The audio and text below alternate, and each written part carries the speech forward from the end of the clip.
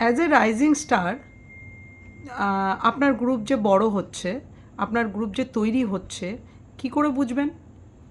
দেখুন, in general একজন দুজন ভালো বক্তা, ভালো ডেমো, ভালো পারফরমেন্স করতেই পারে, ওটা কোনো ইয়ে ব্যাপার না। মেন বক্তব্য হচ্ছে আপনার টিমে যদি 10 জন, 20 জন, 15 জন, যজন থাকুক, যদি অ্যাভারেজ ধরুন একজন 90, বাকি সব 5, 10, 15 এইটুকুর মধ্যেই ঘোরাফেরা করছে, এরকম হলে চলবে না।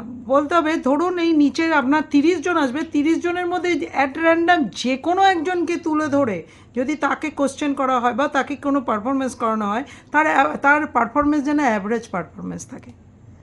যে এরকম নয় যে কেউ 100 তো কেউ 5, যাকেই যাকেই নিয়ে তোলা হবে যেন অ্যাভারেজ থাকে। তাহলে আপনি বুঝতে পারবেন যে আপনার লিডারশিপে আপনার গ্রুপ তৈরি হচ্ছে, আপনার টিম তৈরি হচ্ছে আগামী দিনের জন্য।